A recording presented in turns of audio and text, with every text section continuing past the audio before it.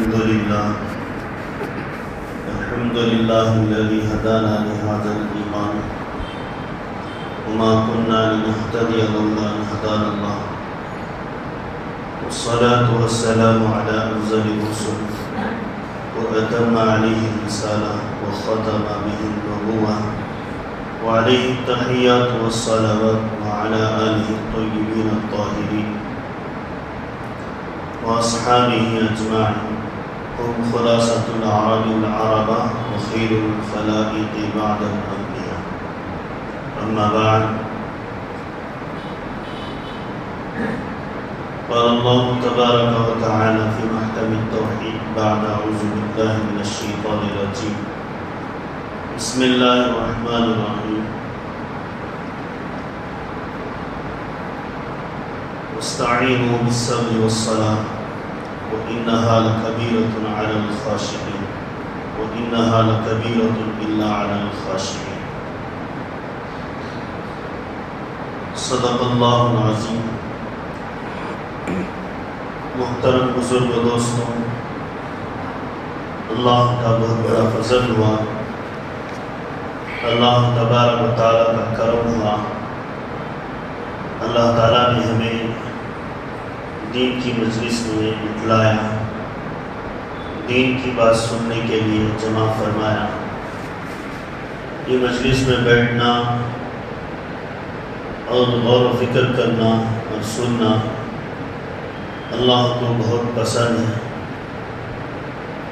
اللہ تعالیٰ اپنے محبوب مقرب فرشتوں کو بھی کہتا ہے کہ تم ایسی مجلسوں میں شریک رہو. اللہ کی پاکیزہ مخلوق دین کی مجلس میں شرکت کرتی ہے. دین زندگی میں لانے کے لیے ایمان والی محنت ہے. ایمان والی محنت دعوت والی محنت ہے. بغیر محنت کے دنیا نہیں آتی ہے. دنیا کی چھوٹی سی چھوٹی چیز بغیر محنت کے نہیں آتی ہے. دین زندگی میں آنے کے لیے محنت کی ضرورت ہے. بغیر محنت کے دین بھی نہیں آتا ہے. ایک بادشاہ ایک شہر بنانا چاہتا ہے تو وہ اپنے آفیسرز کو اور وہاں کے عملے کو مختلف ڈپارٹمنٹ پہلے بناتا ہے. تحصیلداری الگ بناتا ہے، پولیسوں کا محکمہ الگ بناتا ہے، رجسٹری کا محکمہ الگ بناتا ہے، بلدیہ کا محکمہ الگ بناتا ہے، دیہاتوں کا محکمہ الگ بناتا ہے، شہریوں کا محکمہ الگ بناتا ہے. یہ سارا نظام بنانے کے بعد شہر میں گلیاں، کوچے، مکانات، محلے، ان کے نام، پھر شہر کی خوبصورتی کے لیے اس کی رنگ برنگ لائٹیں سجاتا ہے، راستوں کو سجاتا ہے، خوبصورت دکھانے کی جہاں تک ہو سکے کوشش کرتا ہے.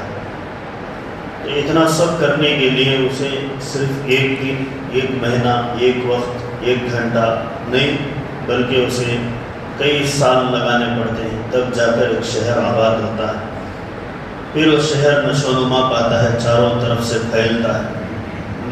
اس کی تجارت، اس کا کاروبار جیسے مشہور ہوتا ہے، وہ شہر کی شہرت ملتی ہے. لوگ دور دراز سے آ کر وہاں مکین اور مکان بساتے ہیں، مکین ہوتے ہیں. اس تفصیلی بات کا مفہوم یہ ہے کہ جب ایک دنیا کا ایک معمولی شہر بنانے کے لیے لمبی محنت پڑتی ہے، آخرت میں ہم اپنا گھر جنت میں بنانے کے لیے کتنی محنت ہونا ہے. آخرت میں ہم اپنا گھر جنت میں بنانے کے لیے کتنی محنت ہونا ہے. بڑی محنت ہونا ہے، طویل محنت ہونا ہے. تو زندگی کا عرصہ ہمیں مختصر دیا ہے، اور اس مختصر عرصے کی بھی کوئی ضمانت نہیں ہے، گارنٹی نہیں ہے. اولم نعمرکم ما یعمر فیہ من تذکر وجاءکم النذیر. ہم نے تمہیں عمر دی اس عمر میں تمہیں نصیحتیں دی اور نصیحت سمجھانے والوں کو بھیجا، بات بتانے والوں کو بھیجا۔ وجاءکم النذیر، سمجھا بجھا کر بتانے والوں کو بھیجا۔ عمر عزیز بھی دی اور عمر عزیز کی قیمت کو اور اس میں کرنے والی محنت کو بتانے والوں کو بھی بھیجا۔ تم خالی ہاتھ آئے تو ہماری اپنی ذمہ داری نہیں ہے، اگر تم ہاتھ بھر کر لے کر آئے ہماری ذمہ داری ہے کہ تمہیں اس سے بھی زیادہ دیں۔ من جاء بالحسنہ فلہ عشر امثالہا، ایک نیکی لاؤ 10 گنا اضافہ ملے گا۔ واللہ یضاعف لمن یشاء، اللہ دینے میں بہت مہربان اور بہت سخی ہے، بہت زیادہ دینے کا وعدہ کرتے ہیں۔ یضاعف لمن یشاء، اپنی مرضی سے جسے جتنا چاہے دینے کے لیے تیار ہے، جسے جتنا چاہے دینے کے لیے تیار ہے۔ تو میں کہہ رہا تھا کہ ایک شہر بنانے کے لیے اتنی محنت ہوئی، اس شہر کو برباد کرنے کے لیے محنت کی ضرورت نہیں ہے۔ بستی والے بستی خالی کر دیں، حکومت والے اپنے محکمے کو اٹھا لیں، ہر ایک محکمہ نکلتا جائے گا، ہر ایک ڈپارٹمنٹ اس بستی سے نکال دیا جائے، لوگ اپنے مکانات کو خالی کر کے چلے جائیں تو خود بخود بستی تباہ ہو جاتی ہے۔ فَتِلْكَ بُيُوتُهُمْ خَاوِيَةٌ، وہ گھر ایسے ہوں گے عَلَىٰ عُرُوشِهَا کہ ان کی چھتیں ان کی دیواروں سے نیچے گر جائیں گی۔ فَتِلْكَ مَسَاكِنُهُمْ لَمْ تُسْكَنْ مِنْ بَعْدِهِمْ إِلَّا قَلِيلًا، قرآن کہہ رہا ہے کہ بہت سے گھر ایسے ہوں گے اس میں رہنے والے جب نہیں رہیں گے تو ویران ہو جائیں گے۔ محنت نہیں ہوتی ہے تو دل بھی ویران ہو جاتی ہے، دل بھی ویران ہو جاتا ہے، بستی بھی ویران ہو جاتی ہے اور کھنڈرات ہو جاتے ہیں۔ کیا ہو جاتے ہیں؟ بڑے بڑے بادشاہوں نے محلات تعمیر کیے، لاکھوں کروڑوں کی کھپت لگائی، آج ان کے محلات کے اطراف کھنڈرات ہیں۔ ہم نے اکبر کے محل کو دیکھا، فتح پور سکری کے علاقے کو جانا ہوا دیکھا تو چاروں طرف تو محکمے کے لوگ ہیں، صرف آثار قدیمہ کے لوگ ہیں، وہ اس کی حفاظت کرتے ہیں، لیکن وہ بنانے میں جب وہ موجود تھا تو اسے ہاتھ دبانے والے الگ، اسے نہلانے والے الگ، اس کے دربار میں الگ درباری، اس کے وزیر الگ، اس کی حکومت کا پورا عملہ تھا وہاں پر اور اس کی رعایت چاروں طرف اس شہر میں تھی۔ اب وہ محل ہے لیکن اس میں کوئی انسان نہیں، وہ محل ہے، وہ ہر ایک در و دیوار یہ کہہ رہے کہ کل کی یہاں سلطنتیں تھی، آج کے یہ کھنڈرات ہیں۔ تو محل کو بدلنا، بستی کا تباہ ہونا وہ کوئی مشکل بات نہیں۔ بادشاہ کا گھر دنیا میں تباہ ہو سکتا ہے، عام انسان کا گھر بھی تباہ ہو سکتا ہے، لیکن اللہ کہہ رہا ہے محنت ہوگی تو کامیابی ہوگی، محنت نہیں ہوگی تو ناکامی ہوگی۔ فَتِلْكَ مَسَاكِنُ لَمْ تُسْكَنْ مِنْ بَعْدِهِمْ إِلَّا قَلِيلًا، کہ اس میں رہنے والے تھوڑے رہے، پھر وہ بھی نہیں رہے، وہ بھی نہیں رہے۔ کسریٰ کی محلات کی دیوار، جہاں دیدہ میں مفتی شیخ الاسلام مفتی تقی عثمانی صاحب فرماتے ہیں کہ اس نے جس انداز سے تعمیرات کی تھی وہ زرق برق آج بھی باقی ہے اس کے محلات میں، لیکن وہ محلات میں کسریٰ جیسا بادشاہ نہیں ہے، اس کی حکومتیں نہیں ہیں۔ اللہ کہتا ہے اللہم مالک الملک تؤتی الملک من تشاء وتنزع الملک ممن تشاء، اللہ کہتا ہے میں حکومتوں کے حکومت کا ذمہ دار، حکومتوں کی حکومت کا ذمہ دار، بادشاہوں کا بادشاہ ہوں، میں جسے چاہے دیتا ہوں حکومت، جسے چاہے لے لیتا ہوں، جسے چاہے دیتا ہوں لے لیتا ہوں۔ تنزع الملک ممن تشاء، عزت ذلت میرے قبضے میں ہے، وتعز من تشاء وتذل من تشاء، بیدک الخیر، تمام خیر کی چابیاں میرے ہاتھ میں ہیں۔ اللہ اکبر۔ تو میرے بھائیوں بستی ہے، قرآن کہتا ہے وَبَدَّلْنَاهُمْ بِجَنَّتَيْهِمْ جَنَّتَيْنِ ذَوَاتَيْ أُكُلٍ خَمْطٍ وَعَصْلٍ وَشَيْءٍ مِّن سِدْرٍ قَلِيلٍ۔ ملک قوم سبا کا حال بیان کرتا ہے۔ قوم سبا یمن میں بستی تھی، ان کے ناز نخرے ایسے تھے کہ ایک باغ میں ایک بوڑھی عورت خالی ٹوکرا بغیر کسی ارادے کے پھل توڑ دے کے لے کر بھی گزرتی تو پورے باغات کو پار ہو کر جب راستے پر آتی تو اس کی ٹوکری بڑی ہوتی تھی، اتنا زرخیز علاقہ ان کا، اتنا زرخیز علاقہ، اور انہوں نے ایک بند ڈیم بنایا تھا۔ ڈیم جو ہے یمن کیا پورے عرب میں مشہور ڈیم تھا ان کا، اور اس میں چاروں طرف سے پہاڑوں سے پانی جمع ہوتا اور وہ باغات کو سیراب کیے جاتے۔ اللہ ان کا تذکرہ قرآن میں کرتا ہے، جب تک وہ ایمان پر باقی رہے، نیکیوں پر اعمال پر باقی رہے، اللہ انہیں باقی رکھا۔ جب ان میں فساد آیا تو مفسرین لکھتے ہیں کہ ان کے ڈیم میں اللہ نے چوہے پیدا کر دیے، وہ سوراخ ہوئے، ڈیم گر گیا، پانی پوری بستی میں پھیل گیا، ساری کی ساری بستی جو ہے جو زرخیزی تھی وہ کیکر ہو گئے، جو زرخیزی تھی وہ جو ہے جب جنگل ہو گئے، بنجر زمین ہو گئی۔ اللہ کہتا ہے ان کے باغات کو ہم نے بدل دیا، کیکر کے درختوں میں، کانٹے پھراٹوں میں بدل دیا، ببول کے درختوں میں ہم نے بدل دیا۔ وَمَزَّقْنَاهُمْ كُلَّ مُمَزَّقٍ، ہم نے ان کو جھنجھوڑ کر رکھ دیا، ہم نے ان کو نچوڑ کر رکھ دیا۔ ایمان والی محنت ہوتی ہے تو ایمان زندگی میں رہتا ہے اور ایمان والا زندہ رہتا ہے۔ ایمان والی محنت نہیں ہوتی ہے تو ایمان دن میں زندہ نہیں رہتا اور ایمان والی محنت بھی زندہ نہیں رہتی۔ نبیوں کو بھیجنے کا مقصد انسانیت کے اندر ایمان کو تازہ رکھنے کے لیے اور انسان کو تازگی دینے کے لیے۔ اللہ نے فرمایا وَمَا أَرْسَلْنَا مِن رَسُولٍ إِلَّا بِلِسَانِ قَوْمِهِ لِيُبَيِّنَ لَهُمْ، اللہ کہتا ہے ہم نے ہر نبی کو اس کی زبان میں بھیجا، ان کی قوم کی زبان والا نبی بھیجا۔ دکن میں آیا تو دکنی نبی ہوگا، تمل میں آیا تو تمل والا نبی ہوگا، عرب میں آیا تو عربی بولنے والا ہوگا، عبرانی زبان میں بولنے والے نبی ہوں گے۔ انہوں کی زبان کے ساتھ نبوت کو بھیجا اور نبی ان کی اپنی بھاشا میں سمجھاتے تھے۔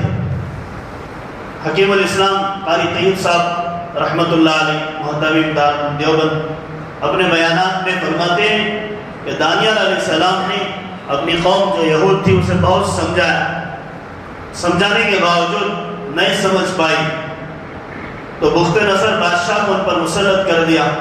اس نے یہود کے علماء کو قتل کر دیا۔ پھر فرمایا حضرت نے کہ اس کے علماء قتل کیے گئے۔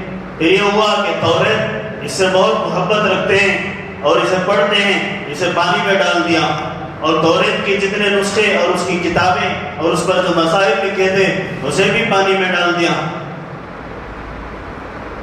پانی میں، ندی کے پانی میں ڈال دیا تاکہ علم ختم ہو جائے۔ اور سارے یہودی برادری جو اس وقت کی مسلمان تھی، ایمان والی قوم تھی، اسے سارے کی ساری قوم کو ناکردہ فرمانیوں کی وجہ سے سزائے قید بھگتنا پڑا، جیل میں رہنا پڑا۔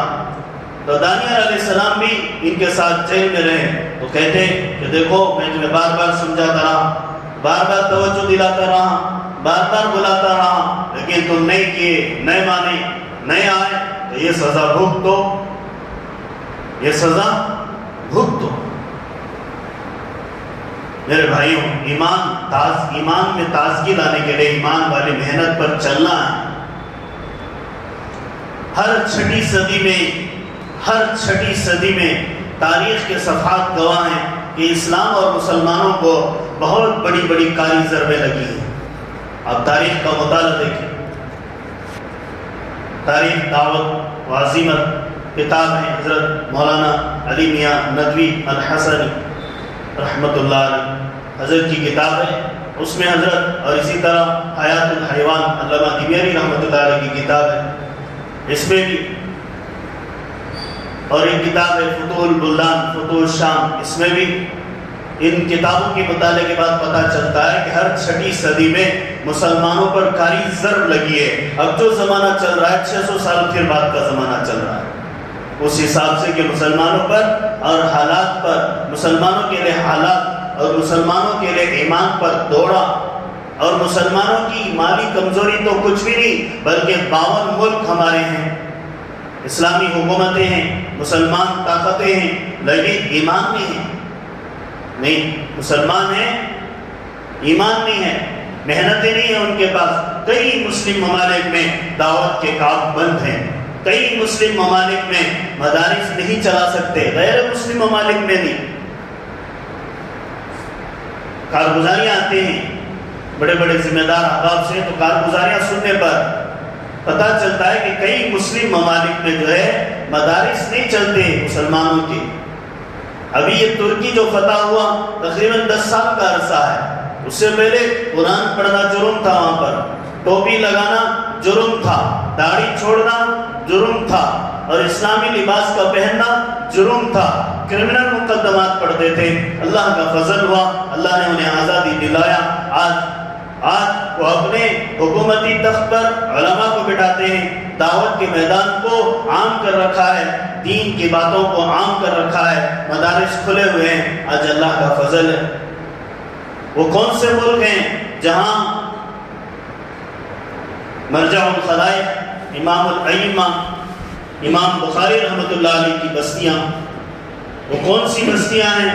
وہ مسلم شریف جو کتاب حدیث کی ہے، نیسابور، یہ وہ بستیوں کے نام ہیں جو ہم نے کتابوں میں پڑھے، لیکن وہاں جا کر دیکھے ہمارے اللہ والے تو وہاں اسلام بھی نہیں ہے، دین بھی نہیں ہے، جہاں کے بزرگوں سے پوری دنیا دین اور اسلام حاصل کرتی ہے، جہاں کے بزرگوں کی باتوں سے اور ان کے احادیث سے، ان کے سینے سے لیے ہوئے علم سے، ان کے رات دن کی محنت سے لکھی ہوئی کتابوں سے پوری دنیا علم حاصل کرتی ہے۔ وہ جگہوں میں دین نہیں ہے، وہ اندھیرا ہے، وہاں کوئی کام نہیں ہے۔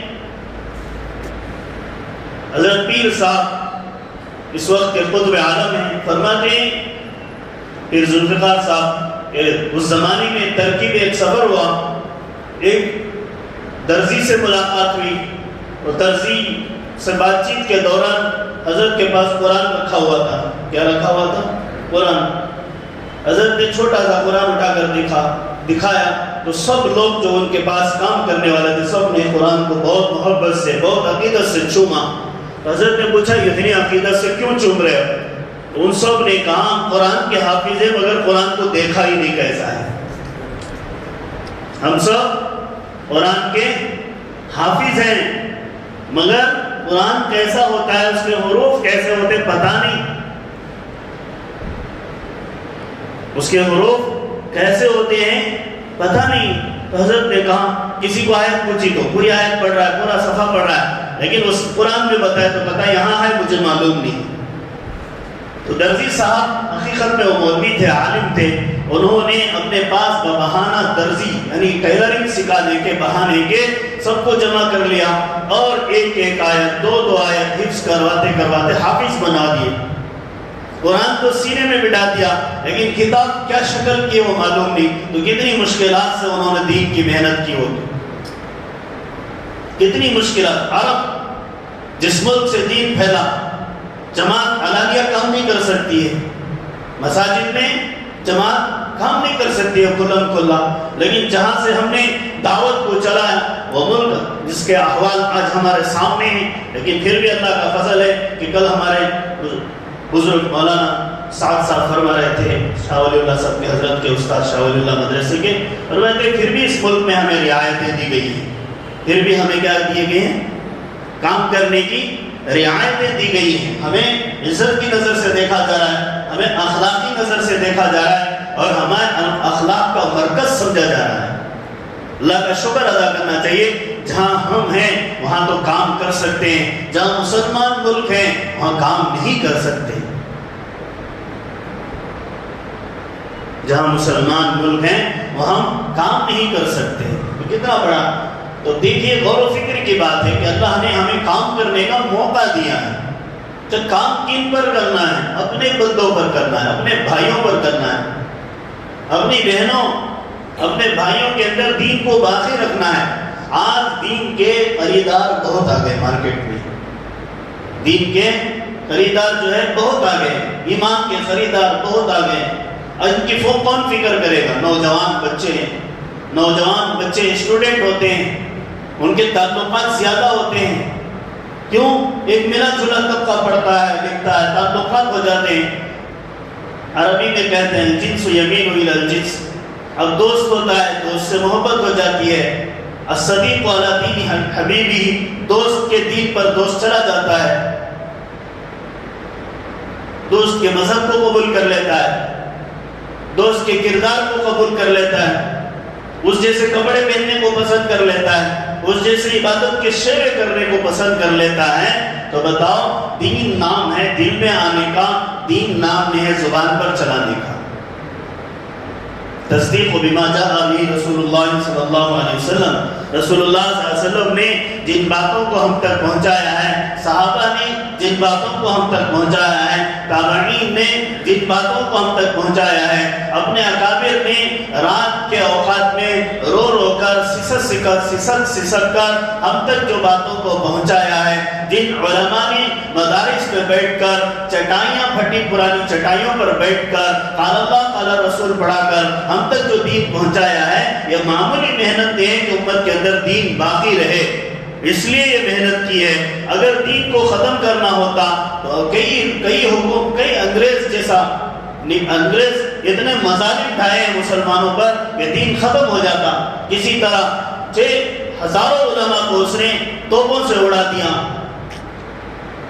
اور ہزاروں فتویٰ دینے والوں کو جو گرے گھونٹ دیے، دبا کر دیے، جلا دیے، جیلوں میں وہیں ختم کر دیے، کالے پانی میں دبا دیے، کتنی سزائیں نہیں دیے، پھر بھی ہمارے اللہ والے اس دین کو باقی رکھنے کے لیے انتھک محنت کیے، اور یہ محنت چلتی رہے گی، اس لیے کہ اللہ کے نبی فرماتے ہیں جب تک قیامت نہیں آتی تب تک دین چلے گا۔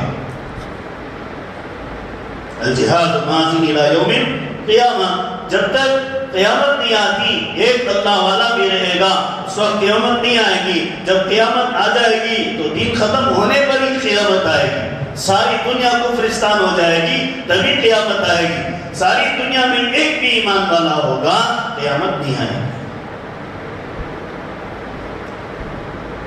ہمارے ایک ساتھی تھے امیر صاحب، سادے سیدھے آدمی تھے لیکن بڑی کام کی بات بتائے۔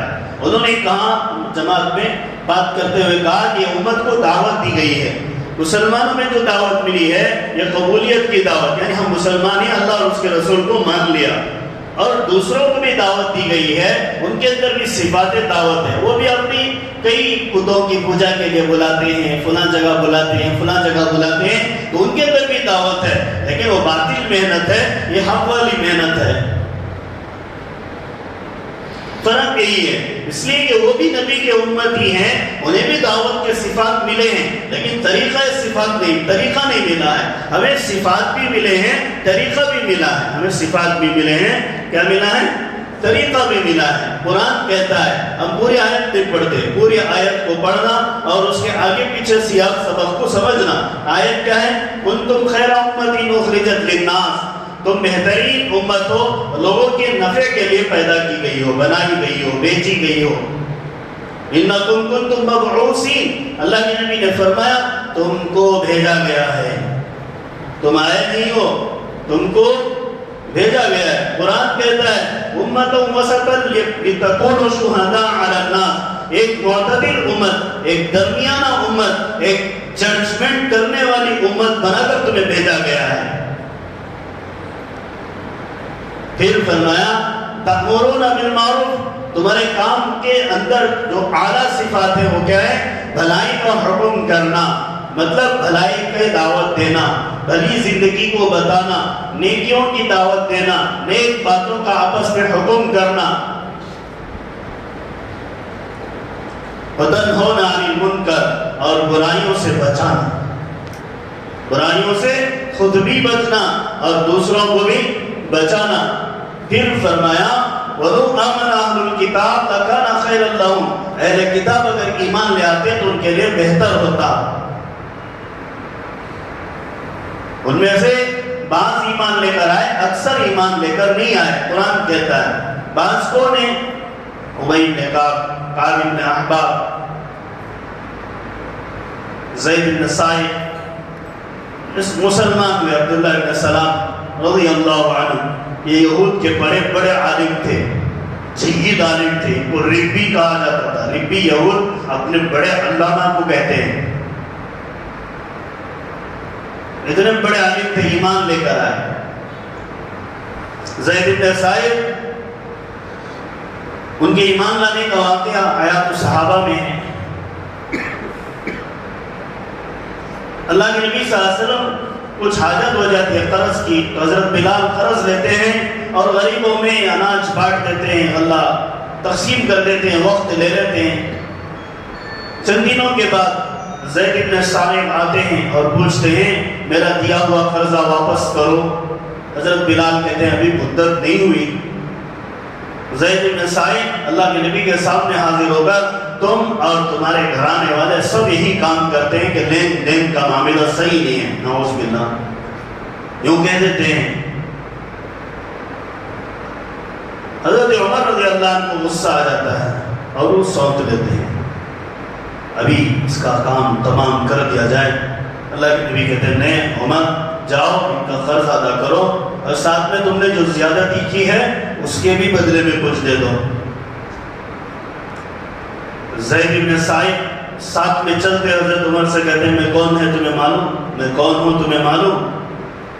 حضرت عمر کہتے ہیں بتاؤ، میں زید بن ثابت یہود کا بہت بڑا عالم ہوں۔ ارے تم اتنے با اخلاق عالم ہو، تم یہود میں بڑے علامہ مانے جاتے ہو، تم نے اتنی بد اخلاقی کیوں کی؟ اتنی بد اخلاقی کیوں کی؟ تو کہتے ہیں اللہ کے نبی محمد رسول اللہ صلی اللہ علیہ وسلم کی تمام نبوت کی نشانوں کو جو میں نے پڑھا تھا اسے سمجھ لیا، لیکن ایک چیز کو جاننا چاہتا تھا، آپ کو یا آپ کے گھر والوں کو بھڑکائیں یا آپ کو غصے دلوائیں تبھی آپ غصے ہوتے ہیں یا نہیں؟ آپ کا علم آپ کے غصے کو قابو کرتا ہے یا نہیں؟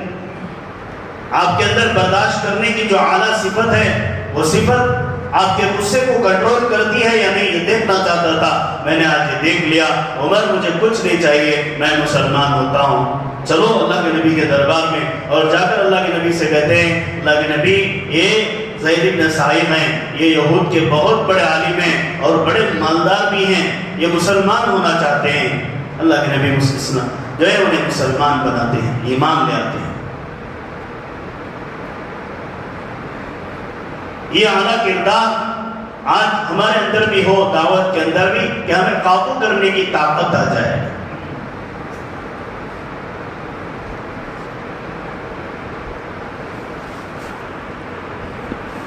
محنت ہمیں کرنا ہے، ہر ایک فرد پر کرنا ہے۔ ابھی زمین بہت بنجر ہے، زمین بہت بنجر ہے، ہم نے 1 ایکڑ زمین پر صرف محنت کری ہے اور یوں سوچ رہے ہیں کہ پوری زمین پر محنت ہو گئی، نہیں۔ 5% نمازی طبقہ ہمارے ہاتھ میں ہے، ابھی 95% بے نمازی ہی ہے۔ ہم نے یوں سوچ لیا کہ پوری محنت کر لی تو محنت پوری نہیں ہوئی، محنت پوری کرنی ہے، تبھی ہمارا ایمان بھی تازہ رہے گا۔ ہمارے اوپر ایمان کے خریدار زر خریدوں سے زیادہ کھڑے ہیں۔ نت نئے واقعات ہمارے سامنے، ہمارے اسلام اور مسلمان ہونے پر ہمیں پریشانی ہے، اور اسلام اور مسلمان پر اور ایمان پر ڈاکہ چل رہا ہے۔ ایسے نازک وقت میں اپنے ایمان کو مسلمان نہ بچائے تو کون بچائے؟ اور مسلمانوں کے ایمان کو بچانے کے ذمہ دار کون ہیں؟ ہم اور آپ ہیں، کہ ان کے اوپر محنت ہونی ہے۔ طلبہ کا طبقہ ہے، اس پر محنت ہے، طالبات کا طبقہ ہے، اس پر محنت ہے، مستورات کا طبقہ ہے، اس پر محنت ہے، ڈپارٹمنٹ ہے، کئی ڈپارٹمنٹ میں ہمارے مسلم احباب ہیں، ان پر محنت ہے۔ پولیس ڈپارٹمنٹ میں مسلمان ہوتے ہیں، ڈاکٹروں کے ڈپارٹمنٹ میں مسلمان ہوتے ہیں، ہر ایک محکمے میں مسلمان مل جائیں گے۔ کیوں؟ ان کا تال میل غیروں کے ساتھ ہوتا ہے، اٹھنا بیٹھنا غیروں کے ساتھ ہوتا ہے، وہ کسی کے ماتحت حکم میں ہوتے ہیں۔ ارے ہم نہیں دین سمجھائیں گے تو ان کو کون دین سمجھائے گا؟ اگر دین سمجھانے کے لیے ان کا اپنا وقت مانگنا ہے، ہمارا اپنا وقت تلاش نہیں کرنا ہے، ان کا اپنا وقت مانگنا ہے۔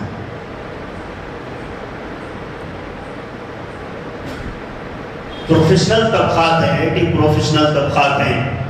بہت سے بچے ہوم ورک کر رہے ہیں، ہفتے میں 1 دن نظر آتے ہیں، پوچھنے پر کہتے ہیں ہم گاؤں ہی میں تھے، لیکن انہیں کام ہے، گھر میں ہے، نماز کے اوقات کا علم نہیں، کاروبار بھی اتنا مہنگ کہ وہ بنایا تک، وہ پروجیکٹ ہونے تک ہم گھر سے باہر نہیں نکلیں گے۔ ہمیں اسے کہنا ہے کہ گھر سے باہر 5 وقت کم از کم نکلنا ہے،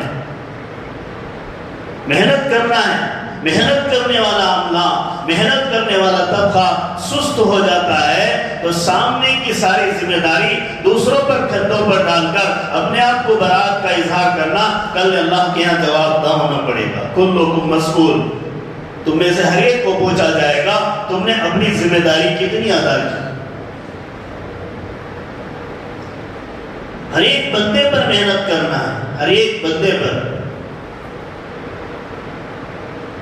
خشک محنت نہیں کرنا ہے, تر محنت کرنا ہے. خشک کے معنی صرف دعوت دے کر ہٹ گئے ایسے نہیں, دوستی کرنا ہے, کھلانا پلانا ہے, پھر اسے اپنی بات پر لے کر آنا ہے. جب ہماری بات پر آئے گا تو ہمارے کام پر آئے گا. یہ کام ہمارا نہیں, اس کا بھی ہے اور سب کا بھی ہے, یہ بات سمجھانا. اس لیے کہ یہ کام کے داعی سب سے پہلے اللہ ہے. اللہ یدعو الی دار السلام. اور موسیٰ علیہ السلام کو کہا اننی انا اللہ, میں ہی اللہ ہوں, میرے پاس آؤ. ہر ایک بندے کو کہنا ہے میں ہی اللہ کے پاس لے جا رہا ہوں, تمہیں اللہ ملے گا. اللہ اس کے دل میں آ کر کہے گا انشاءاللہ میں ہی اللہ ہوں, میں ہی اللہ ہوں. اتنی دور پر لانا ہے. پہلے یہ بات رٹائی جاتی تھی کہ بے غرض بندوں کے پاس بے طلب بن کر طلب پیدا کرنا. اب اس بات کو ہم بھول گئے. بے غرض بندوں کے پاس بے طلب بن کر طلب پیدا کرنا. اس کی طلب اللہ کی رضا کی طلب پیدا کرنا. غرض کیا ہے؟ ہماری کوئی غرض نہیں. اللہ والوں کی باتیں سننے پر ہمارے آنکھوں میں آنسو آتے ہیں. مولانا کل دو باتیں اور ایک بات بتائی. حضرت مولانا اکبر شریف صاحب بیمار ہوئے, اللہ صحت کاملہ عاجلہ مستقلہ دائمہ عطا فرمائے. ہمارے سرپرست ہیں, ہمارے سرپرست ہیں. اللہ نے ہم پر رکھے, اللہ ہمیں انہیں ہم پر رکھے اور ہم ان سے ہمارے لیے بہت کام کر لینے ہیں اور ان سے بہت ہمیں سننا ہے. رکھے ہم تو حضرت گئے ہاسپٹل میں, دکھایا کہ 2 بائی پاس سرجری کرنے ہیں. حضرت نے کہا میں مشورہ کر کے نیا گھر جاتا ہوں. کتنی اہمیت دین کی باتوں کی, زندگی میں دین کی باتوں کی مشورہ دوسروں کے لیے نہیں اپنے لیے بھی ہوتا ہے. یہ بات بتائی کہ گھر گئے, پھر درد زیادہ ہو گیا, پھر گھر والے لے کر آئے, کہا کہ اب سرجری کرنا ہے, بائی پاس سرجری کرنا ہے. 2 بائی سرجری چل رہی ہے لیکن مشورے کے ساتھ چل رہی ہے. مشورہ ہونا ہر ایک کام میں. خلاف مشورہ کام نہیں ہوتا ہے, خلاف مشورے میں خیر بھی نہیں ہوتی ہے. مشورہ ہونا ہر ایک کام میں اللہ کی مدد ہوتی ہے اور نبوت کا حصہ ہے مشورہ. اور اللہ کے نبی کو اللہ نے خود حکم دیا کہ مشورہ کرو. اگر مشورہ نہیں کرو گے تم آرڈر کرو گے, اللہ کہتا ہے سب تمہارے سامنے سے بھاگ جائیں. وَلَوْ كُنْتَ فَظًّا غَلِيظَ الْقَلْبِ لَانفَضُّوا مِنْ حَوْلِكَ. اللہ قرآن میں کہتا ہے وَشَاوِرْهُمْ فِي الْأَمْرِ, تم اپنے احباب سے, دوستوں سے اور اپنے گھر بار سے دین کے معاملات میں, دنیا کے معاملات میں مشورہ کیا کرو, مشورے میں خیر ہے. پھر فرمایا اگر سختی کا معاملہ کریں گے سارے کے سارے بھاگ جائیں گے. اللہ کہہ رہا ہے صحابہ تمہارے پاس بہت قربانی دے کر آئے ہیں. کسی نے گھر دار کو چھوڑ دیا, کسی نے جائیدادوں کو قربان کر دیا, کسی نے اپنی بیوی اگر کافر ہے اس کو بھی چھوڑ دیا, بچے اگر نہیں آتے اس کو بھی چھوڑ دیا. لیکن اتنی سب قربانیاں دے کر تمہارے پاس آئے. اور یہ جو انصار ہیں انہوں نے اپنا گھر بھی دیا, مکان بھی دیا, باغ بھی دی, بیوی بھی دی, اناج بھی دیا, پیسے بھی دیا, رہن سہن کے لیے مقام بھی دیا, اپنا شہری بھی بنایا. ادھر ان کی بھی قربانی, ادھر ان کی بھی قربانی ہے. اللہ کے حبیب میرے دوست, اللہ کہتا ہے وَلَوْ كُنْتَ فَظًّا غَلِيظًا, تو اگر سختی کرے گا لَانفَضُّوا مِنْ حَوْلِكَ, یہ لوگ تیرے پاس سے چلے جائیں گے. فَاعْفُ عَنْهُمْ, معاف کرو. وَاسْتَغْفِرْ لَهُمْ, ان کے لیے توبہ طلب کرو, ان کے لیے توبہ طلب کرو. وَاسْتَغْفِرْ لَهُمْ وَشَاوِرْهُمْ فِي الْأَمْرِ, اللہ سے توجہ طلب کرو اور بندوں سے مشورہ کرو. پھر فرمایا فَإِذَا عَزَمْتَ فَتَوَكَّلْ عَلَى اللَّهِ, بات ثابت ہو جائے, مضبوط ہو جائے, اللہ پر جم جاؤ. اس پر جم جاؤ بھئی, مشورہ ہو گیا اب اللہ کی مدد ہوگی. ہم اس پر پکے مشورے کے تابع, اس سے ہٹیں گے نہیں. ہماری بات کے خلاف ہوا ایسا نہیں کہیں گے, ہماری بات نہیں چلی ایسا بھی نہیں کہیں گے, ایسا ہونا تھا ایسا بھی نہیں کہیں گے. نہیں, ہمارے سے کسی اور کو تکلیف نہیں ہونا. محمد رسول اللہ صلی اللہ علیہ وسلم کے نواز پڑھنا سے حضرت حسین کے گھر میں, حضرت محمد رسول اللہ صلی اللہ علیہ وسلم کے نواز سے حضرت حسین کے گھر میں یہودی کے گھر کا جو ہے غلاظت آتی ہے. یہود پڑوس میں رہتا ہے, اس کے گھر کی غلاظت آتی رہتی ہے, شکایت نہیں کرتے ہیں, نہ گھر والی نہ حضرت حسین خاموش زندگی گزارتے ہیں. وہ یہودن ایک دن اللہ کے نبی کے نوازے کے گھر میں آتی ہے اور دیکھتی ہے تو بہت شرمندہ ہو جاتی ہے. جا کر اپنے شوہر سے کہتی ہے یہ کتنے اچھے گھرانے کے لوگ ہیں, ہم نے انہیں کتنے دن سے تکلیف دے دی ہے اللہ کے نبی صلی اللہ علیہ وسلم کے نوازوں کو. پھر وہ آ کر معذرت چاہتے ہیں, پھر اسے بند کرتے ہیں. ایمان والوں کو ایمان والوں سے محبت ہونا, جب ایمان والے ایمان والوں سے محبت کریں گے, بے ایمان والے بھی ایمان والوں سے محبت کرتے ہیں. ایمان والوں کو ایمان والوں سے نفرت ہوتی ہے, بے ایمان والے ایمان والوں سے زیادہ نفرت کرتے ہیں.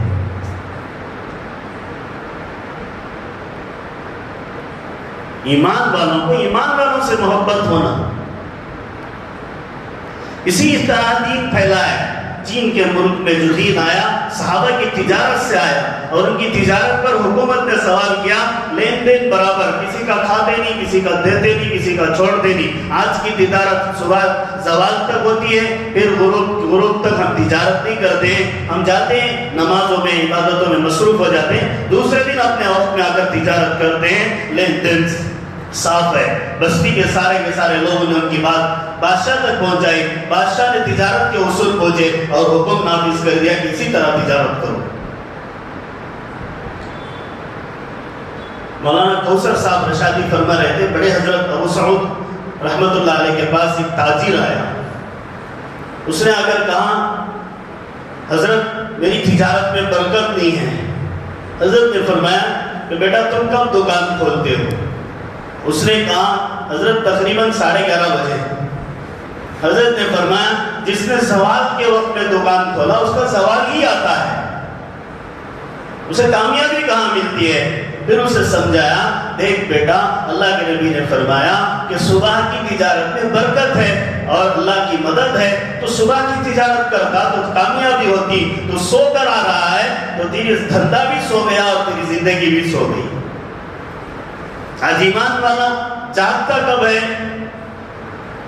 جب پوری دنیا جاگی بھی رہتی ہے تب تک یہ سوتا ہے. پوری دنیا جب اپنے محکمات میں پہنچ جاتی ہے تب ایمان والا جاگتا ہے. اسی لیے اللہ نے فرمایا آمینو آمینو, ایمان لاؤ ایمان لانے والوں کی طرح, صحابہ کی طرح. دوسری جگہ فرمایا ادخلوا فی السلم کافہ, مکمل مسلمان ہو جاؤ, مکمل مسلمان ہو جاؤ. ہمارے بزرگوں نے اتنی محنت کی کہ میوات کے علاقے میں آج وہ لوگ اتنے مسائل جانتے ہیں کہ ہمیں خود سوچنے پڑتے ہیں. اذان ہوتی ہے جمعہ کی دکان بند کر دیتے ہیں, پوچھنے پر بول صاحب اب دینا اللہ کے حکم کی خلاف ورزی ہے, ہم نہیں دیں گے, نماز کے بعد آؤ پورا ملے گا.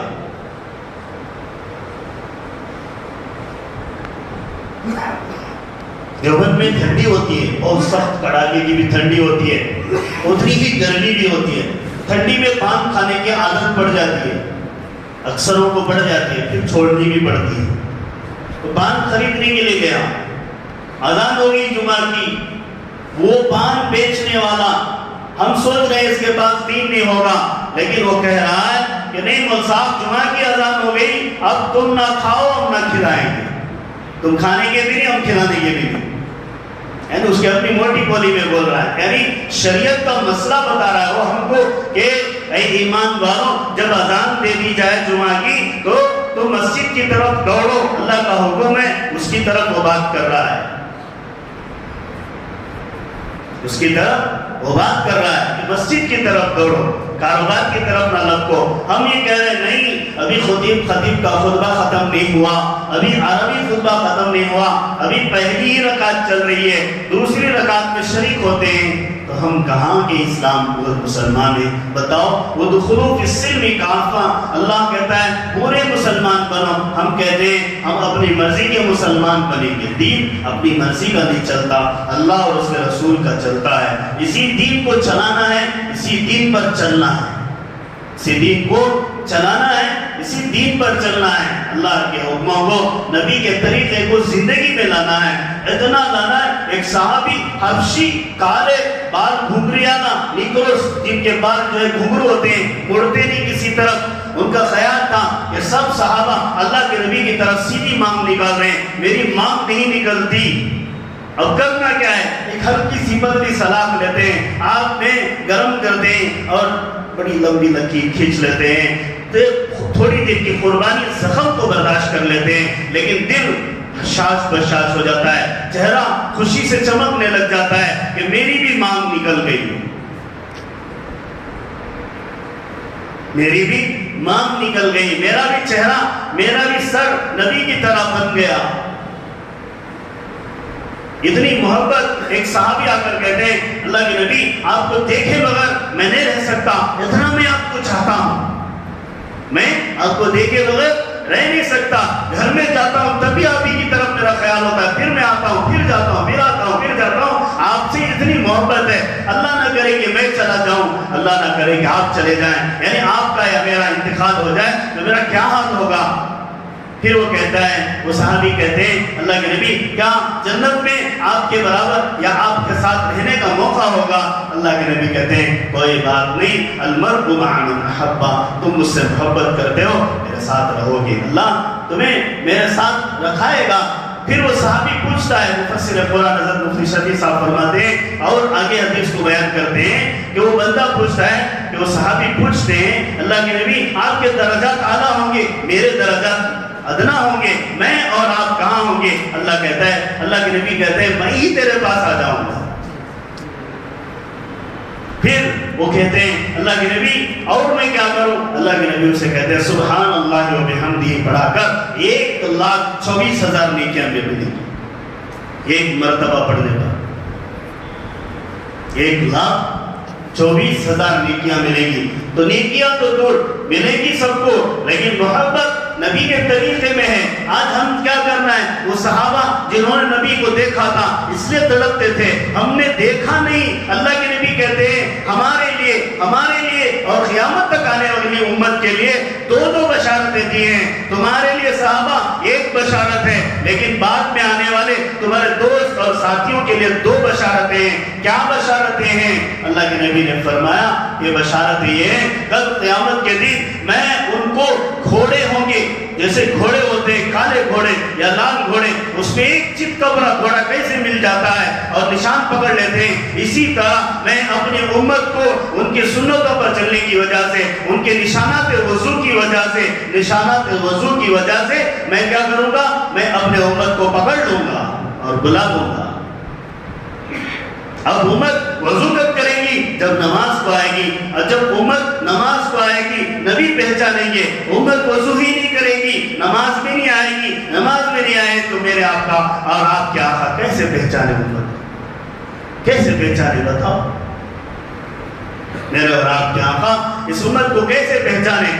دینی تعلیم ضروری ہے، علم کا سیکھنا ہر مسلمان پر فرض ہے، ذمہ داری ہے، لیکن دنیا کی تعلیم ضرورت کے وقت سیکھنا بھی ضروری ہے، لیکن ایمان کو بچاتے ہوئے، ایمان والی محنت کو چلاتے ہوئے.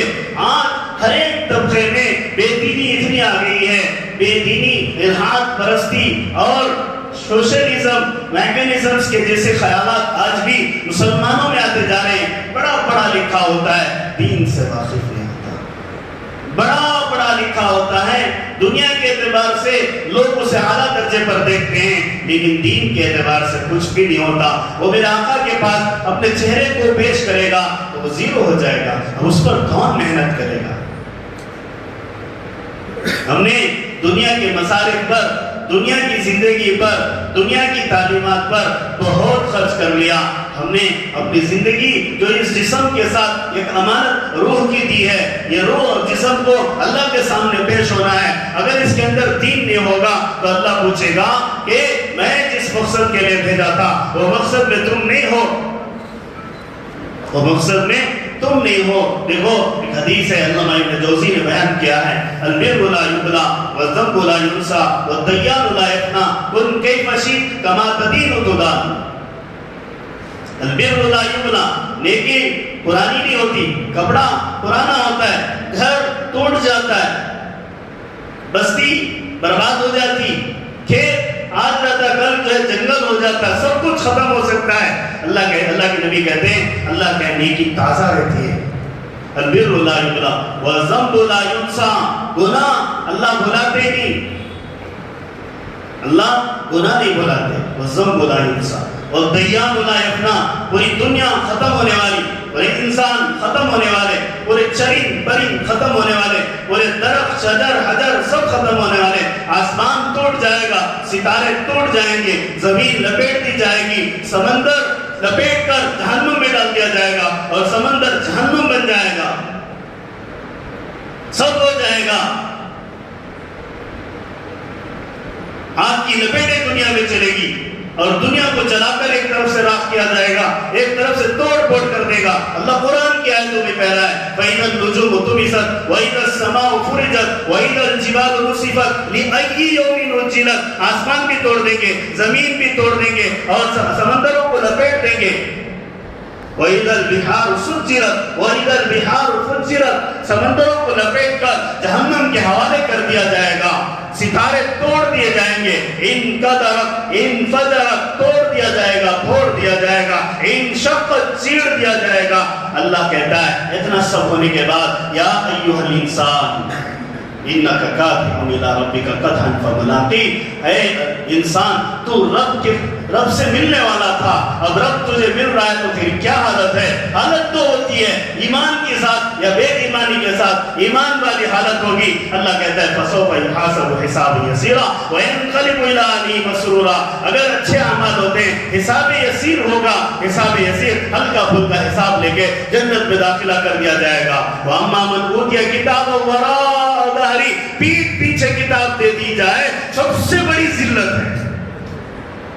ایک آدمی کو اس کی ناکامی کا فیصلہ دائیں ہاتھ میں دیا جائے، یہ پہلی چھوٹی ذلت ہے، لیکن دائیں ہاتھ پیچھے کر کے اس کے چہرے کو بھی اس کا رزلٹ نظر نہ آئے، اسے پیچھے دیا جائے۔ اللہ کہتا ہے نہیں، اللہ کہتا ہے دیکھ تو اچھے عمل کر کے لائے گا، وَمَن يَعْمَلْ مِثْقَالَ ذَرَّةٍ خَيْرًا يَرَهُ وَمَن يَعْمَلْ مِثْقَالَ ذَرَّةٍ شَرًّا يَرَهُ، اچھا بھی دیکھے گا برا بھی دیکھے گا۔ یہی بات حدیث میں اللہ کے نبی کہتے ہیں کما تدین تدان، جیسا کرے گا ویسا ملے گا۔ اب حدیث میں آتا ہے انکم تموتون کما تحشرون، انکم تموتون کما تحیون، تم جیسی زندگی گزارو گے ویسی موت آئے گی۔ موت پر تقریباً شیخ نے فضائل صدقات میں 25 صفحات لکھے، کتنے؟ اگر اس کو پڑھیں گے دنیا بھول جائیں گے ہم۔ بڑے بڑے تاناشاہ بڑے بڑے بادشاہوں کے واقعات لکھے، ایک جابر، ایک ظالم بادشاہ، ایک ظالم حاکم جو ہے اس آدمی کا یہ لکھتے ہیں کہ وہ بڑے درخت سے گھر بناتا ہے، کرسی پر بیٹھتا ہے، بیٹھنے کے بعد دعوت چلتی رہتی ہے، ملک الموت فقیروں کے کپڑے پہن کر آتے ہیں اور کہتے ہیں کہ جا تیرے آدمی سے کہہ میں آیا ہوں۔ اس کے دربان کہتے ہیں نہیں، تو کون ہوتا ہے ہمارے آدمی سے بات کرنے کے قابل ہی نہیں ہے، لیکن ملک الموت کہتے ہیں جا بات کر میں آیا ہوں۔ پھر وہ جا کر کہتے ہیں، وہ کہتے ہیں بھگا دو، پھر وہ کہتے ہیں نہیں جاؤ بول۔ تیسری دفعہ آتے ہیں تو کان میں کہتے ہیں کہ میں کون ہوں معلوم ہے؟ ملک الموت ہوں۔ ان کی ڈھیلی ہو جاتی ہے، وہ جا کر اسے کہتے ہیں تو کہتے ہیں بنا بنا، آتے ہیں تو کہتا ہے یہ تھوڑا وقت دے دو، اتنا سب میں نے کمایا دھرمایا ہے، مجھے کرنا کیا ہے، کچھ بھی مہلت نہیں دی جائے۔ تو زندگی چاہے تماشا ہے، یہاں رہنے کی جگہ نہیں ہے، رہنے کی جگہ نہیں ہے، یہ توشے کا سامان ہے۔ دنیا دار من لا دار لا، دنیا جس کا دنیا میں گھر نہیں، اس کا دنیا دار من لا دار لا، آخرت میں جس کا گھر نہیں ہے وہ دنیا میں گھر بنائے، دنیا کو اپنا مسکن بنائے۔ مولانا قاضی قریشی صاحب رحمۃ اللہ علیہ فرماتے تھے دنیا دنی ہے، دنی کے معنی گندی ہے۔ قرآن کہتا ہے دنیا متاع ہے، متاع کے معنی ایک کرچف جس کی کیا حیثیت ہے، ناک پہنچا تو گندی، پیشاب لگ گیا تو پھینک دیا جائے، چہرے پر پہنچا تو دوبارہ دھو لیا جائے، لیکن تین تو حیثیتیں اس کی بنتی ہیں، تو دنیا اتنی ہی ہے۔ تو میرے بھائیوں آج امت میں نہایت انتھک محنت کی ضرورت ہے، محنت کی طرف بار بار اشارہ کر رہا ہوں۔ محنت کیا ہے؟ کل ہمارے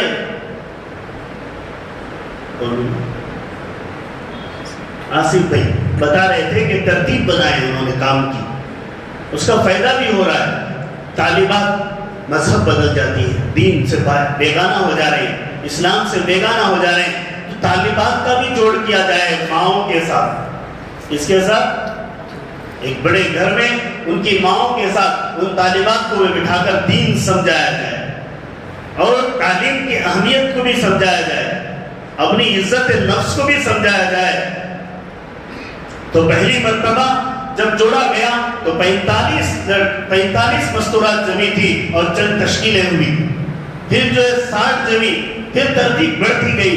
ایک ترتیب ہے ماں پر محنت کی جائے تاکہ وہ اپنے گھریلو ماحول کو پاک رکھے، ان کے والدوں پر محنت کی جائے، ہر ایک طبقے پر آٹو ڈرائیورز ہیں، کار ڈرائیورز ہیں، ڈپارٹمنٹس بہت ہیں، سب کو جمع 5 آدمی ہیں، ہمیں آدمی ہیں، اس تک دین پہنچانا ہماری ذمہ داری ہے۔ حضرت شاہ اسماعیل شہید رحمۃ اللہ علیہ جامع مسجد دہلی میں بیان کرتے تھے، بڑا شاہی بیان ہوتا تھا، دور دور سے لوگ آتے تھے اور بہت سے لوگ توبہ کر لیتے تھے اور بہت سے لوگ ہدایت پر آ جاتے تھے۔ اتنا اونچا بیان، اتنے بڑے اللہ والے ہمارے اسلاف میں ہیں۔ ایک آدمی آتا ہے دوڑتے ہوئے، حضرت رحمت اللہ علیہ جامع مسجد کی سیڑھیوں سے اترتے ہیں، وہ آدمی آ کر انہی سے پوچھتا ہے کیا مولوی اسماعیل کی بات ختم ہو گئی؟ وہ یہ نہیں کہتے ہاں بات ختم ہو گئی چلے جاؤ، بلکہ آؤ بیٹھو اس جگہ پر، اس جامع مسجد کی جو سیڑھیاں ہیں اس میں سے ایک سیڑھی پر بیٹھو اور سنو اسماعیل نے کیا کہا۔ وہاں 1 گھنٹے جو بولے وہ 1 گھنٹے وہ ایک فرد کو بولتے ہیں، ایک فرد کو بولتے ہیں۔ تو ہمیں ہر فرد اور ہر طبقے تک بات کو پہنچانا ہے۔ اگر ہم بات کو نہیں پہنچائیں گے ہم آپسی رنجش کا شکار ہو جائیں گے، آپسی آرام میں بھڑ جائیں گے، آپسی رائیوں میں بھڑ جائیں گے، تو ہم امت کا بھاری نقصان ہوگا، ساتھ ساتھ ہمارا بھی نقصان ہو جائے گا، ساتھ ساتھ ہمارا بھی نقصان ہو جائے گا۔ اللہ کہتا ہے اولئک الذین اشتروا الضلالۃ بالہدی فما ربحت تجارتهم وما كانوا مهتدین۔ اللہ کہتا ہے اولئک الذین اشتروا الحیاۃ الدنیا بالآخرہ، یہ وہ لوگ ہیں جو ہدایت کو بیچ کر گمراہی کو خریدتے ہیں، یہ وہ لوگ ہیں جو آخرت کو بیچ کر دنیا کی زندگی کو خریدتے ہیں۔ ہم وہ لوگ بنیں گے جو دنیا کو بیچ کر آخرت کی زندگی خریدیں گے، ہم وہ لوگ ہیں جو گمراہی کو بیچ کر ہدایت کے خریدار بنیں گے، ہدایت کے خریدار بنیں گے۔ ہدایت کے خریدار کیا ہے؟ بھائی انہوں صاحب نے واقعہ سنایا، اسبال کے علاقے میں گئے جماعت میں، وہ ایک صاحب آئے تو پکڑا، چائے پکڑی، کافی پکڑی اور بسکٹ سب لائے، رکھ دیا ساتھیوں کے پاس اور کہا، ایک لڑکا ان کے سامنے، ایک نوجوان چھوٹی موٹی داڑھی کا اتر پاس ہوا، وہ صاحب نے کہا حضرت یہ میرا بیٹا ہے، یہ مفتی صاحب ہے۔ اس میں تعجب کیا ہے؟ ہمیں تو تعجب نہیں لگتا، لیکن اس بندے نے کارگزاری سنائے، حضرت ایک ساتھی آئے، ایک جماعت لے کر آئے، وہ ہمارے یہاں رہے، پوری بستی پر محنت کر دی اور میں نے ملا، میں ہمیشہ بیل کھیت میں رہا کہ دودھ نتھارو بیچو، بیلوں کو ہانکو، گایوں کے پیچھے بیلوں کے پیچھے بیل بن گیا تھا۔ وہ امیر صاحب آگے اسی طرح جو آج میں آپ کے سامنے لایا ہوں بسکٹ چائے، اسی طرح وہ ساری چیزیں لے آ کر میرے سامنے حاضر کر کے میرے ساتھ، میں جہاں جا رہا ہوں وہیں مجھے بات سمجھا رہے ہیں، میں جہاں بیٹھ رہا ہوں وہاں بات سمجھا رہے ہیں، وہ چکڑ میں آنے بھی پسند کر رہے ہیں، وہ جو ہے حل جوتنے کے ساتھ وہ بھی چل رہے ہیں، کسی ایک مقام پر بیٹھو تو وہاں بھی پورا دن محنت کر دیے، آخر مجھے 3 دن نکال دیے، آخر مجھے کیا کر دیے؟ 3 دن جماعت میں نکال دیے۔ فائدہ یہ ہوا کہ 3 سے 40 سے 4 مہینے پورا مکمل میرا وقت لگ گیا، تب مجھے احساس ہوا میں بیلوں کے ساتھ رہ کر بیل تھا، اب اللہ کے راستے میں نکلا تو دین کی حقیقت معلوم ہوئی۔ تو میں الحمدللہ اللہ کا فضل، میری 3 بچیاں عالمہ ہیں، علماء کو شادی کیا ہوں، میرا یہ بچہ مفتی بنا ہے، یہ سب اس کا اجر کسے ملا؟ ان کے والد کو تو ملا ہی ہے، لیکن جس ساتھی نے ان کے ساتھ وہاں وقت پورا 24 گھنٹے کا لگایا، کیچڑ میں چلا، کچی جگہ میں بیٹھا، سوکھی جگہ میں بیٹھا، کپڑے گندا کر لیا، نماز بھی وہاں پڑھا اور پڑھوایا، وقت بھی وہاں گزارا، اس انسان کو تشکیل کر کے لاکے اللہ کے راستے میں نکالا، تو اس کے بچے عالم ہوئے، اس کے بچے مفتی ہوئے، تو فائدہ کسے ہوا؟ ان کو بھی اجر ملا، ان کو بھی اجر ملا۔ یہ دین کے خریدار ہم لوگ ہیں، ہدایت کے خریدار ہم لوگ ہیں، دنیا گمراہی کی خریدار ہے، دنیا باطل پر چلنا چاہتی ہے اور چلانا چاہتی ہے، ہم اسی کی طرف جا رہے ہیں، اس کی طرف۔ دنیا ایک ملعون جگہ ہے، اللہ کے نبی نے فرمایا الدنیا ملعون وملعون ما فیہا الا عالم او متعلم، فرمایا دنیا ساری کی ساری لعنت کی جگہ ہے، اور دنیا میں جو کچھ ہے وہ سب لعنت ہے، اللہ کو پسند نہیں ہے دنیا۔ ایمان والے نہیں ہوتے تو اللہ تعالیٰ دنیا میں ایک فرد کو ایک گھونٹ پانی بھی نہیں پلاتا۔ ما سقا منہ کافر ابدا، اس دنیا کے پیچھے ہم پڑے ہوئے ہیں۔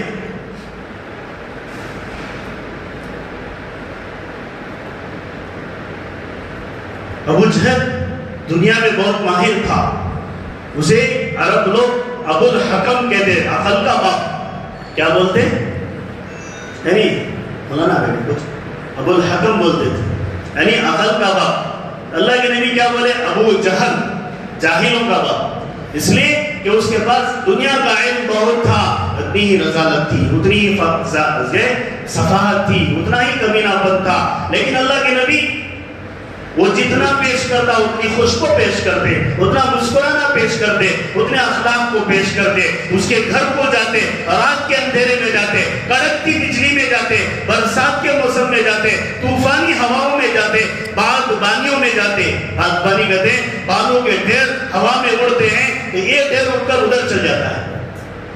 ریت کے میدانوں میں اور ریتیلی بستیوں میں اس طرح ہوتا ہے کہ بالوں ہوا میں اڑتی ہے اور اڑ کر یہاں پورا جو گڈھا رہتا ہے وہ دوسری جگہ منتقل ہو جاتا ہے۔ ایسے سب موسم میں آدمی کی جان کھونے کا عالم ہے، مر بھی سکتا ہے آدمی، ایک گڈھا اس کے اوپر آگے پڑ رہا تو کیا ہوتا ہے؟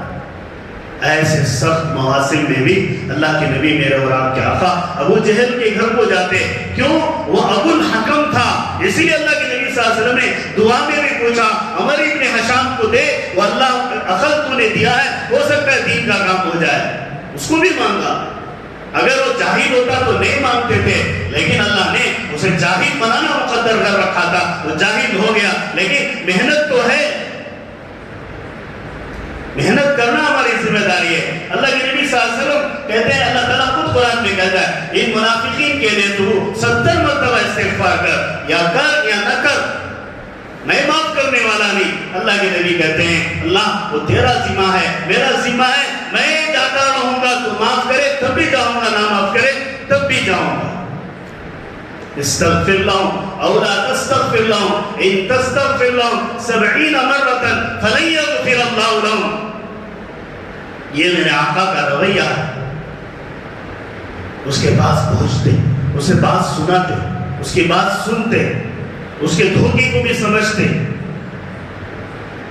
اس کے غدر کو بھی سمجھتے، باوجود اس کے ہو سکتا ہے مسلمان ہو جائے، ہو سکتا ہے مسلمان ہو جائے۔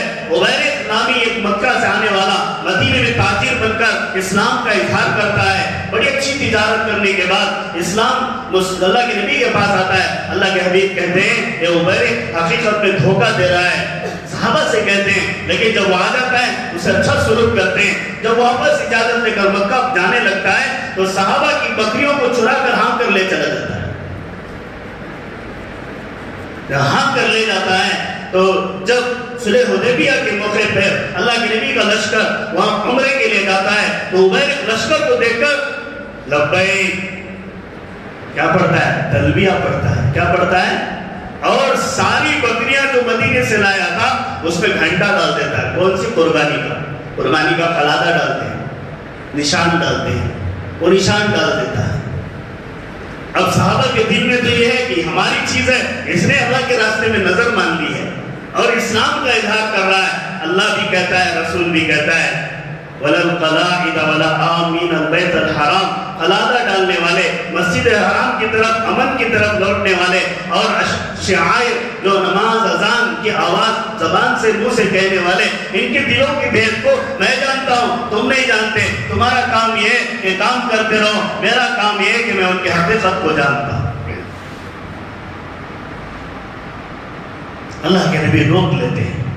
چاہتے تو بتا سکتے کہ اس نے تمہارا مال چرایا، اس کو مار دو، اس نے تمہاری بکریوں پر لبیک اور تلبیہ بھی پڑھ لیا اور ساتھ میں خلادہ بھی تمہارے جانوروں پر ڈال دیا. یہ سب غلط کیا ہے. سب غلط ہونے کے باوجود یہ کہہ رہے ہیں کہ نہیں، اسے ماننا نہیں، چھوڑو.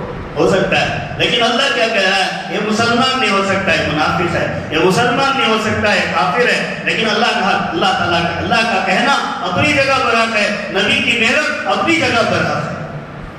ہمیں محنت کرنا ہے، ہر فرد پر محنت کرنا. محنت کرنے والے دلوں پر باطل محنت بہت کر رہے ہیں، طرح طرح کی محنت کر رہے ہیں، اور باطل محنت سر سے لے کر پیر تک چل رہی ہے. سب کھول کے دیکھو، شریعت کے بال نہیں ہوتے. لباس کو دیکھو، اسلامی مسلمانوں کا لباس نہیں ہوتا. اوپر نیچے کا لباس دیکھو، سطر سے عاری ہوتا ہے، نماز ادا نہیں ہوتی. یہ کون سی محنت ہے؟ مولانا مفتی سلمان صاحب امریکہ کی کارگزاری سنائے. اس میں بتایا کہ امریکہ کے لوگوں کو ہم نے دیکھا کہ وہ لباس سے پوتے ہوئے، یعنی شرٹ جو یہاں تک پہنتے ہیں اور پیجامہ یعنی پینٹ ٹخنوں سے اوپر پہن رہے ہیں. حضرت نے ان سے پوچھا، بھئی تمہارا رواج تو پوری دنیا والا چل رہا ہے. وہ کہہ رہے ہیں وہ رواج ہمارا نہیں، ہمارا بزنس ہے، یہ رواج ہے. کیا کہہ رہے ہیں مفتی صاحب؟ آج بھی ہیں اور دوبارہ جا رہے ہیں اور دوبارہ سفر ہے حضرت کا. کیا کہے کہ وہ ہمارا بزنس ہے کہ پھٹ پھاڑ کر بھی بیچتے ہیں، کاٹ کر بھی بیچتے ہیں، ہم سب کو بنا کر نچاتے ہیں. یہ ہمارا بزنس ہے، ہمارا لباس یہ نہیں ہے. ہم کیا کر رہے ہیں کہ وہ جیسا کرے ویسی زندگی گزار رہے ہیں. اللہ کے نبی کہتے ہیں کما تو دین و تدان، تو زندگی جیسی گزارے گا. وہ صحابی جو نیگرو تھا لیکن بال گھنگریالا تھے، اس نے اپنی سلاد گرم کر کے مانگ کو سیدھی کر لیا نبی صلی اللہ علیہ وسلم کی زندگی پر اپنی زندگی بنانے کے لیے. ہم کہہ رہے ہیں کہ کیا حال ہے. حضرت عائشہ کہتی ہیں میرے گھر میں اچھا کھانا آ جاتا ہے، آپ کی وفات کے بعد یہ کھانے کو دیکھ کر مجھے رونے کو جی کرتا ہے، میں رویا کرتی ہوں. اس کا مطلب یہ نہیں کہ اچھا نہ کھاؤ، اچھا کھاؤ، سنت طریقے پر کھاؤ، سنت طریقے پر کھاؤ. دسترخوان بچھاؤ. ہم کتنے شاہی کمانے والے ہوں، دسترخوان بچھا کر کھائیں. آمبور، مانمگاڑی، وشارم کا علاقہ، برنامپیٹ کا علاقہ ہے، لاکھوں کروڑوں کے مالک مالدار ہیں، لیکن ان کے گھروں میں جب بھی جانا ہوتا ہے. ہمارے یہاں میٹرو میں حاجی صاحب تھے، ہمارے بڑے دعوت کے ذمہ دار ساتھی تھے، بڑے کیمپ بناتے تھے. یہاں بھی انہوں نے کیمپ بنائی پڑوس میں. تو ان کے گھر کو ہمارا جانا ہوتا تھا تو ان کے گھر میں عالیشان کھانے پکتے، لیکن دسترخوان بچھایا جاتا. سنت طریقے پر بچے بیٹھتے، والد بیٹھتے، مرد احباب کھانے کے بعد مسکرات کھاتی اور پردے کا مکمل نظام. اور گھر پورے کئی بھائیوں کے گھر ہونے کی وجہ سے اپنی ایک مسجد بنائی، اپنی گھر میں کی نماز، مسجد کی نماز، سنت نوافل اپنے گھر کی مسجد میں. اس طرح ایک عجیب ترتیب بنائی تھی. اللہ انہیں بھی دولت دیا لیکن شریعت کے ساتھ دولت چلاتے. ان گھروں میں ہم دیکھتے جہاں بھی جاتے ہیں بزرگوں کا آنا جانا ہوتا ہے، اکابر دارالعلوم دیوبند کا اور تبلیغی اسفار بہت سے علماء اور ذمہ دار آتے ہیں، ان کے گھروں میں جی خوش ہو کر جاتے ہیں. وہ اپنے بڑے بڑے رشتار بھی بنائے تھے. یہاں تو آج رشتار کے معاملے میں سن کر بڑا تعجب ہوتا ہے. لوگ گناہ کرنے کے لیے، اپنے ولیمے میں گناہ کرنے کے لیے، اپنے نکاح میں گناہ کرنے کے لیے اور اپنے آنکھوں کو گناہوں سے سجانے کے لیے، اپنی زندگی کو کفر کی طرف مائل کرنے کے لیے، کفار اور بدبخت ناساختہ لوگوں کی طرف زندگی گزارنے کے لیے ہم رشتار میں جا کر ولیمہ کرتے ہیں، نکاح پڑھواتے ہیں. ارے ہمیں ایسی جگہ ملی جہاں لوگ زنا کرنے جاتے ہیں، جہاں لوگ تاش کھیلنے جاتے ہیں، جہاں لوگ اپنے ننگے بدن کے ساتھ سیمنگ کرنے جاتے ہیں. ہم وہاں جا کر اپنا محبوب نبی اکرم صلی اللہ علیہ وسلم کی سنت نکاح کو زندہ کرنے جائیں. میرا نبی شرم آئے گا، میرا نبی شرم آئے گا. ہر ایک چیز کا ہم نے اپنی زندگی میں سنتوں کا بھی مذاق کر لیا.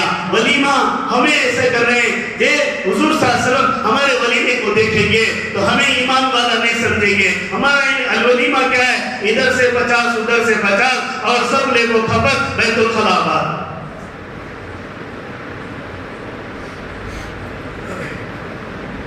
کون سی رسمیں؟ سرکار دو عالم صلی اللہ علیہ وسلم نے فرمایا نکاح کو آسان بناؤ. تمہاری غریب بچوں کی لڑکیاں بھی اٹھ جائیں گی، مالدار نکاح کو آسان بنائیں گے تو غریب بچے بھی بچیاں بھی مسلمانوں کے اندر آئیں گی. اگر مالدار نکاح کو آسان نہیں بناتے غریب باپ کنگال ہو جائے گا، ایک بچی کی شادی کرے گا، دوسری بچی کے لیے فکر کرتے کرتے مر جائے گا. وہ بچی اپنی خواہش کو دباتے دباتے کسی غیر کے حوالے ہو جائے گی. جب جا کر ہم ترسیں گے اور کفر پر جانے کی وجہ سے افسوس کریں گے. ہو رہا ہے نہیں ہو رہا؟ محنت کرنا ہے، ہر ایک طبقے پر محنت کرنا. بے دینی بہت زیادہ آ رہی ہے، بے دینی بہت زیادہ فاسٹ آ رہی ہے، اس لیے کہ قیامت بہت قریب ہے. جبکہ اللہ کے نبی نے کہا انا والساعۃ کہاتین، میں اور قیامت اس طرح ہوں. یہ اتنا فاصلہ بتایا. اب قیامت اتنی قریب ہوگی سمجھو. ایک پوائنٹ چھوٹا سا کفر اتنا ہمارے سروں پر پڑا ہوا ہے، ہم محنت سے پیچھے جا رہے ہیں، کام سے پیچھے جا رہے ہیں. ہمارا کام کیا ہے؟ مسلمانوں کے اندر ایمان کو تازہ رکھنا اور اپنی اصلاح کی فکر کرنا، اپنی اصلاح کی فکر کرنا اور اپنے آپ کو جہاں تک ہو سکے کمزور ناتواں اللہ کے دربار میں پیش کرنا اور محنت کے میدان میں توانا ہونا، چست رہنا کہ ہر گھر ہر فرد تک یہ پہنچنا کہ وہ نمازی بن جائے. جاتے جاتے اگر گھر کے اندر سے آواز آتی ہے ہمارے گھر میں مرد نہیں ہے تو ہم خاموش چلے جاتے ہیں. ارے جو ہے اس کی بھی دعوت کی ہمارے ذمہ ہے. ہاں آواز سے دعوت دے دے، اسے دیکھنا جائز نہیں، اسے نہیں دیکھ سکتے، بات نہیں کر سکتے، لیکن دین کی بات تو پہنچا سکتے ہیں. یوں کہہ دینا کہ تم بھی نماز پڑھ لو، تمہارے گھر والے آئے تو نماز کے لیے بھیج دو. یہ سلسلہ اپنے محلوں میں شروع کرو، انشاءاللہ مسجدیں آباد ہو جائیں گی، نمازی آباد ہو جائیں گے. اور جب نمازی آباد ہو جائیں گے میرے اور آپ کے آقا کل میدان حشر میں جو بشارت دیے میں اپنے مومن بندوں میرے اپنی امت کو جن قبرے گھوڑوں کی طرح میں اٹھا لوں گا، تلاش کر لوں گا، یہ اللہ کے نبی کے لیے آسان عمل ہو جائے گا. اللہ کے نبی کے لیے آسان عمل ہو جائے گا. محنت کرنا ہے، خوب محنت کرنا ہے. ہمارا فارغ وقت پر محنت کرتے ہیں، ہمارا فارغ وقت سے زیادہ محنت کر لیں گے تو 100% محنت ہو جائے گی. سب سے پہلے اپنے محلے کی فکر، اپنی بستی کی فکر، پھر پورے صوبے کی، پورے ضلع کی فکر. آرام میں اختلاف ہوتا ہے، باتوں میں اختلاف ہوتا ہے، زندگیوں میں اختلاف ہوتا ہے. اختلاف ہونا ہے، ہوتا رہے گا، قیامت تک آتا رہے گا. ہمیں اس پر نہیں جانا ہے بلکہ انتھک محنت جو کرنا ہے. صحابہ میں اختلاف ہوا ہے، صحابہ میں اختلاف کیا ہے؟ اللہ کے نبی صلی اللہ علیہ وسلم نے رائے لی کہ بدر کے قیدیوں کو کرنا کیا ہے. کسی نے کہا کہ پیسے لے کر چھوڑ دیں، کسی نے کہا قید کر دیں، کسی نے کہا قتل کر دیں. اختلاف ہے نہیں رائے، ہے نہیں، یہ بڑا اختلاف ہے. چھوڑ دینا بغیر فدیے کے، پیسہ لے کر چھوڑنا یہ دوسری بات. تیسری بات مار ہی دینا. آرام میں اختلاف ہوا لیکن اللہ کے نبی صلی اللہ علیہ وسلم نے فدیہ دے کر چھوڑ دیا. اللہ تعالیٰ قرآن میں کہا کہ نہیں قتل کر دینا مناسب تھا، اللہ نے قرآن میں کہا، لیکن مشورے کے خلاف تو نہیں ہوا. قرآن میں اللہ نے تنبیہ دی کہ دنیا کے بدلے نہیں چھوڑنا چاہیے تھا. ما كان النبي ان يكون له اسرى حتى يسكن في الارض تريد عرض الدنيا والله يريد الاخره. لیکن اللہ کے نبی صلی اللہ علیہ وسلم نے فدیہ لے کر چھوڑ دیا. اسی فدیے کے بدلے میں خالد بن ولید اپنے بھائی کو خریدنے آئے، اسلام مسلمان ہو گئے. ہاں کئی صحابہ مسلمان ہو گئے جو خریدنے آتے، لے کر جانے آتے، پیسہ دے کر وہ مسلمان ہو گئے. اخلاق کریمہ سے، اخلاق فاضلہ سے متاثر ہو کر. تو میرے بھائیوں یہ محنت ہمیں کرنا ہے. اللہ اپنے فیصلے کرے گا، اپنی مرضی چلائے گا. ہمیں محنت کرنا ہے. دھن تک محنت کرنا ہے. ہمارے یہاں جوڑ بھی آ رہا ہے, ہمارے جوڑ کے لیے تعلقوں میں قریوں میں جوڑ بن رہے ہیں اور لوگوں کو بتایا جا رہا ہے ساتھیوں کو کہ جماعتیں نکالنا ہے زیادہ سے زیادہ. تو ہمارے یہاں سے جب جماعت نکلے گی ہم زیادہ فکر والے ہوں گے, ہم زیادہ جو ہے امت کا فکر اوڑھیں گے تو دوسرے احباب بھی اس فکر کو اوڑھیں گے. بتائیں بھی ہمارے یہاں سے کون جماعت میں نکلیں گے 31 اکتوبر سے, اس سے پہلے چھوٹی چھوٹی جماعتیں ہمیں نکالنا ہے پورے علاقے میں محنت کر کے. ہمارے یہاں بھائی فاروق صاحب تشریف لا رہے ہیں حاجی صاحب, اور ان کا آنا بہت بڑی بات ہے کہ ہماری مسجد میں ہمارے گاؤں میں طے ہوا ہے اور ہمارے ساتھی ہمارے قریے کے ہر ہفتواری اجتماع میں آئیں, زیادہ سے زیادہ آ کر فکر کو لے کر جائیں, مشورے میں آئیں, وقت پر آ کر اپنے فکروں کو لے کر اخلاص کے ساتھ کام کریں. انشاءاللہ اس اخلاص اور مشورے اور محنت کی بدولت زیادہ جماعتیں ہوں گی, زیادہ محنت ہوگی, زیادہ زندگی میں دین آئے گا. بتائیں گے انشاءاللہ محمد رضوان. اللہ قبول فرمائے. بڑی ہی وضاحت سے محنت کے سلسلے میں ہمارے درمیان میں بات آئی ہے. محنت کرنا ہے, یہ ارادہ کر لے کہ محنت تو کرنا ہی کریں گے بھی سب انشاءاللہ. ہاں, ایک تو خروج کی محنت ہے, ایک تو اپنے مقام کی محنت ہے. اب تو اللہ کے راستے میں نکلنے کی بہت زیادہ ضرورت ہے. ساتھی فکر کرے اس پر, کھڑے ہو کر نام لکھے.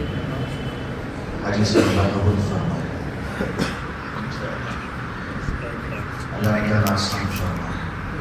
ایک لمبا عرصہ درمیان میں ہم بیٹھتے بیٹھتے گزار چکے ہیں, اب نکلنے کا وقت ہے. ابھی اگر بیٹھ گئے تو پھر کیسے ہوگا؟ جو اللہ قبول فرمائے.